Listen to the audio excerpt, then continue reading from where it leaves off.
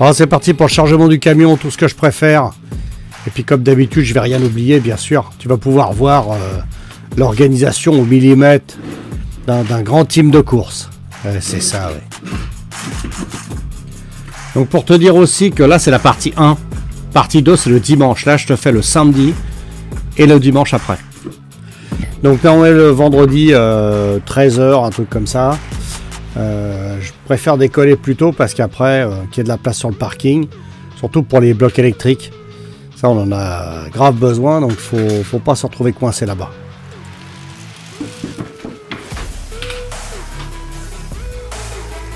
Alors ouais, bah, comme d'habitude, bon bah là, tu charges ton camion, tu prépares tout. Ensuite, le décollage à heure fixe. Après, arriver là-bas, faut bien penser qu'il y a le contrôle technique de la moto. Donc ça aussi, il faut pas se retrouver coincé. Parce que comme t'as pas tes horaires, tu sais pas le matin à quelle heure tu vas partir les premières manches.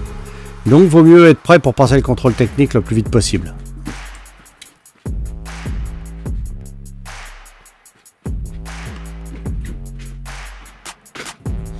Alors pour plus de précision, si ça t'intéresse, moi je sangle au fur et à mesure que je monte les trucs dans le camion. Ce qui fait qu'après ça se range le plus serré possible. Parce que qu'il n'y ait pas un truc qui tombe, moi j'ai déjà vu des dessertes s'écrouler sur la moto de course. Donc ça c'est absolument génial, il y a des outils partout et tout est esquinté. Donc moi je sangle d'abord la moto et puis après je mets le reste tout autour. C'est ce qui est le plus lourd et c'est ce qui à mon avis est qui craint le plus.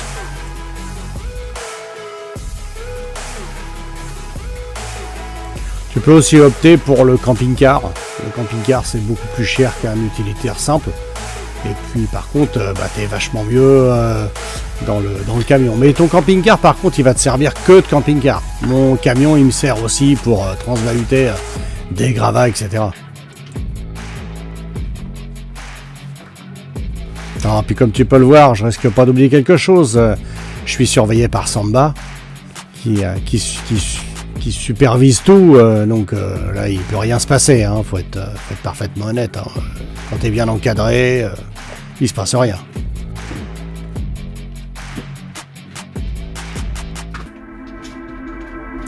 Alors moi j'emmène toujours le groupe électrogène. On sait jamais, une coupure de jus, t'as absolument besoin de courant. Moi je prépare toujours le groupe. Et puis c'est peut-être un peu bête ce que je vais dire, mais fais ton essai avant de le charger dans le camion. Voilà, c'est un détail, hein, mais ça a son importance.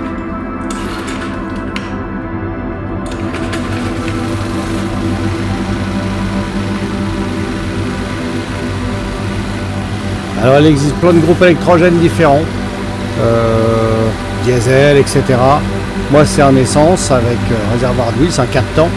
Donc bon, je suis pas emmerdé avec et puis c'est quand même super pratique parce que comme tu vois, démarre au quart à chaque fois alors qu'il est poussiéreux.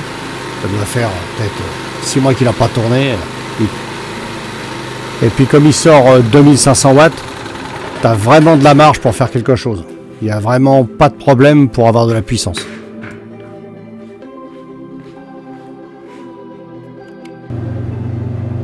Ça y est, on est parti. Donc je pense qu'on en a oublié la moitié, comme d'habitude.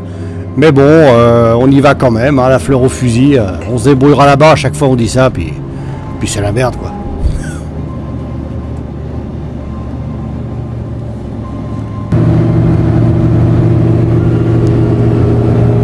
Et voilà, enfin sur l'autoroute. On va bientôt arriver. N'avance pas. Je vais faire un téléthon, ça, si on peut pas payer un camion neuf.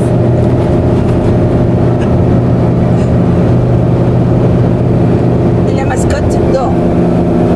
Enfin. Ouais, elle veille. Elle veille. Tiens, regarde. Ouais, alors je vais peut-être jouer les vieux cons, mais par contre, faut faire 200 bornes, 210 bornes, puis s'arrêter. Au moins pour toi, pour que tu puisses te reposer un peu, reprendre la route tranquille. Ne serait-ce que pour le chien, t'es un peu obligé. Alors comme tu vas pouvoir le voir, oui, on a encore oublié quelque chose. Et bah, c'est le micro-ondes. Tu vas le voir tout de suite, le problème.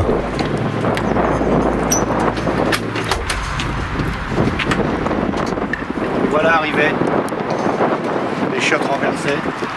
La vache. Ah, on laisse passer le... Oh merde. Bon. Voilà. Et ça ira. Alors je précise, hein, les chiottes étaient vides, hein, bien sûr. Voilà, ce soir, ravioli froid pomme pote. Et ben avec ça, on fait tout pour faire des économies d'énergie. Hein. Le gouvernement nous a demandé, c'est ravioli froid. Allez, à demain, j'espère que ça ira mieux. Mais oui, ça a été mieux le lendemain. Pas de problème, avec un beau ciel comme ça.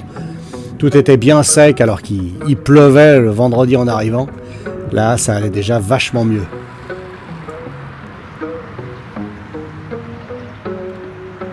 Comme tu vas pouvoir le constater, il y a de tout dans ces manifs-là. C'est super sympa parce que tu as des petites cylindrées et des grosses cylindrées. Ça, c'est cool. Et puis, je t'ai mis les horaires aussi. Comme ça, tu peux te faire une idée. Je suis en G, en lettre G, classique 3.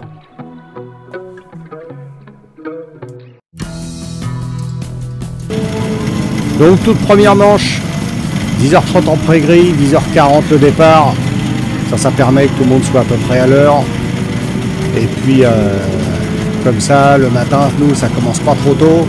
Mais bon, en petite cylindrée, il commence tôt le matin. Hein. Faut être courageux, hein, parce que là, les nuits sont fraîches. Le 7,5 a bien démarré. J'ai pas eu à galérer, pas de star pilote à mettre. Franchement, il est parti impeccable. Comme tout est neuf, je le connais absolument pas. Je sais pas ce qu'il va donner du tout. Et puis bah, tu vas voir.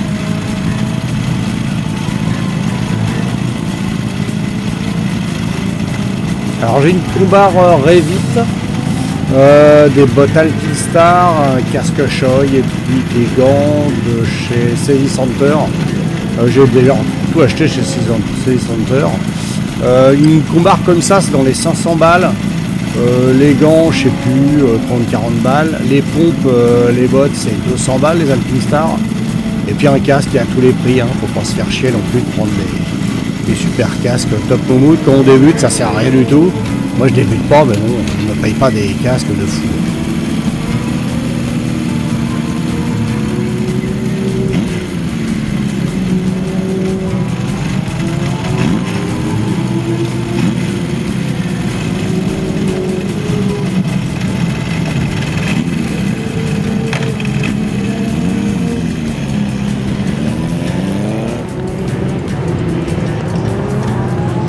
Ah ouais, le circuit de Courant-Ternois, alors il fait 2 km 200 et puis il est large de 9 mètres, donc il y a de bons dégagements, c'est sympa et sécurisant. Et puis tu as une ligne droite qui fait 600 mètres. Pour te donner un ordre d'idée, c'est un petit peu plus grand que Carole. Donc dans ma catégorie, il y avait des gros calibres, des 850, des 900, etc. Donc j'étais obligé dans l'épingle de leur faire de beaux blocs passe pour arrêter à passer, mais dans la ligne droite, je me faisais passer. Hein.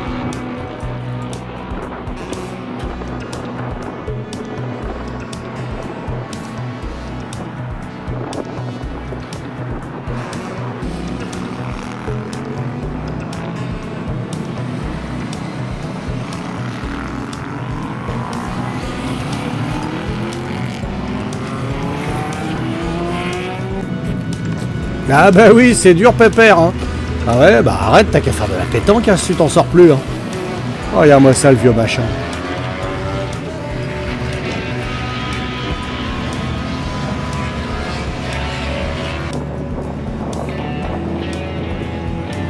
Bon bah pour l'instant, la brave bête tient le coup, pas de problème. Je commence à monter un peu les tours, je passe de 5 à 6000 tours, sachant que la zone rouge est à 9000. Là, je suis encore un petit peu en rodage quand même. Donc il faut que je fasse gaffe.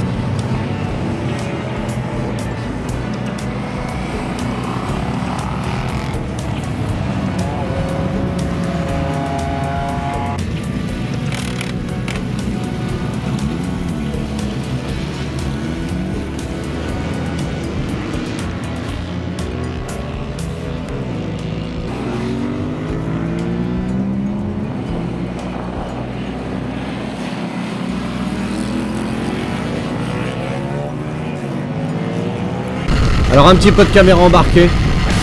pour te montrer un petit peu comment ça se passe directement en live sur le circuit.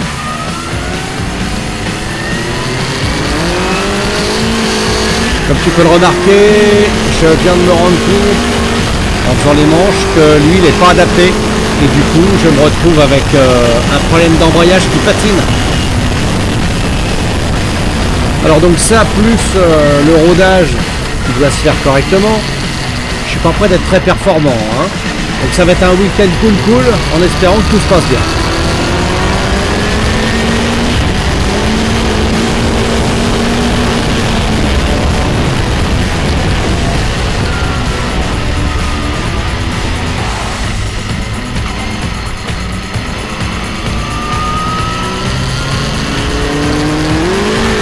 Ah ben voilà, là c'est flagrant.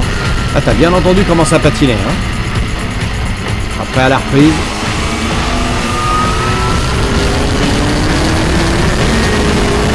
Ouais, même là, j'ai un peu de mal, hein. Ça commence à patiner quand même, hein.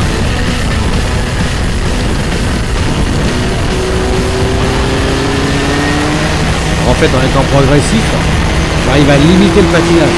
Mais c'est pas terrible. Donc en fait, il ne faut pas que j'ouvre en grand. Sinon, ça patine direct. Donc j'y vais progressivement, j'arrive à peu près à m'en sortir.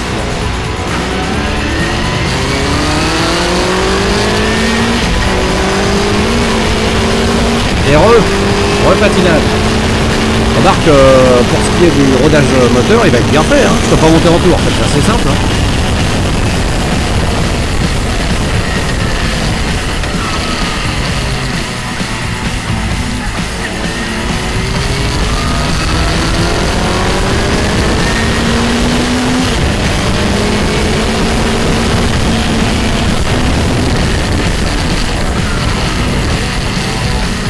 Et pour couronner le tout, je me rends compte que la poignée d'accélérateur, la poignée quart de tour, elle a un appui.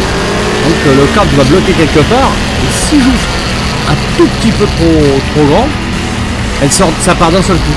Donc je suis obligé de voir tout doucement dans la courbe, sinon elle se met à partir de travers. Alors ce qui ne veut pas dire non plus que je pourrais pas ouvrir en grand et qu'il ne se passe rien. Mais comme je la connais à peine,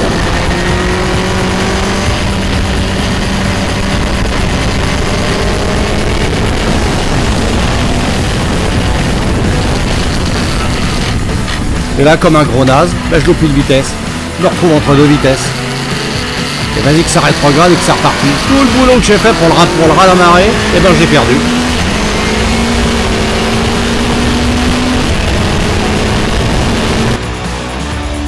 Voilà, après cette petite caméra embarquée, tu vois les réglages que tu dois faire. C'est les premiers tours de roue, donc on voit tous les petits problèmes à régler les uns derrière les autres. Pour que par la suite, tout ça se soit éradiqué. Et qu'on prenne encore plus de plaisir.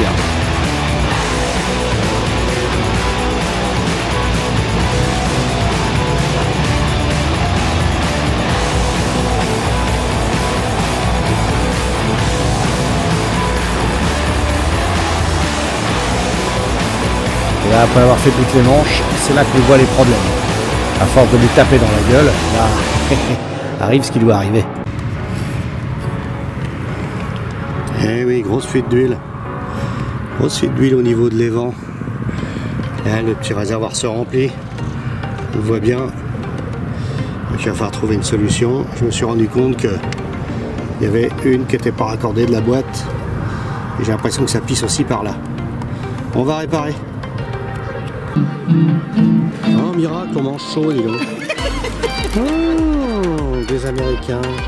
Oh, ça te branche aussi, toi. Oh là là là là. Suis doux et n'hésite pas à t'abonner. Au début de la vidéo, c'est partie 1 parce que le dimanche c'est partie 2. Tu verras, là ça va être rock'n'roll la fin. Allez, à mercredi prochain.